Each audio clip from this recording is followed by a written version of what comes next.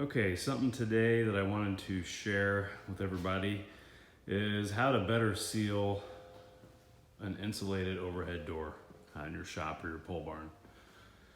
So you spend a lot of money on insulation and you spend a lot of money on these nice overhead doors. We paid a lot of money for these overhead doors. This one was actually a custom size. We actually had the windows put in to match our garage doors in our house. So the door itself on the outside is black with the same windows up above. So we bought some nice doors.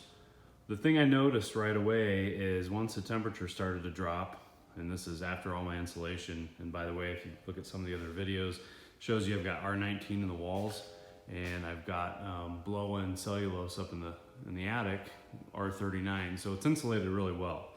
But one thing I noticed is I could feel a lot of cool air coming in right over here. Not necessarily here, because they actually did a nice job of sealing the door when they installed it. Okay, so it sits nice and tight up against the wall here, up against the studs. What I noticed was up here at the top, and since I do not have a garage door opener at this time on either door, I've got them, I just haven't installed them yet. I am getting a ton of cold air from this direction of the barn, which actually faces the northwest. So we get all that nice cold Arctic air blowing in over Indiana. So then what happens is, I'll climb up here on top to show you. What happens is, when the wind blows, and you can look down here and see, you can see there's probably a good inch gap right there.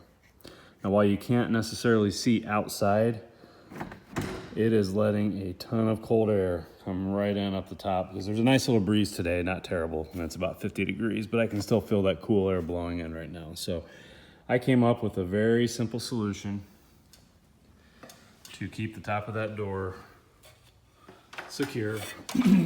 And it would be easy just to put something heavy up against it, but you gotta move it all the time. So what I just did was I bought these inexpensive little toggle clamps right here. Okay, not much to them. They come separated. They've got the little, like this little push down pin right here that rests right inside of there. So all I did is I measured the distance off the wall the garage door was. I found some scrap 2x4, and then basically what I'm doing with this is I'm mounting it in two places. I'm mounting it here on this side, and I've got another one over here just to show you what it actually does. So when I pull this down, they do exactly what they're intended to do, and that is secure the top of this door to where it seals off that airflow. And I've got one on each side, and they do a great job. So that's pretty much stopped that cool airflow.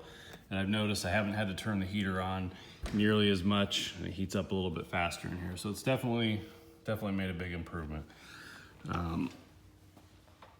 So if you have new overhead doors, that's one way to seal that top up. And from what I've seen, a lot of times people have issues with the seals on the bottom, but they did a nice job of leveling this out right up against the concrete, and I don't get really any cool air coming in from the bottom on either side.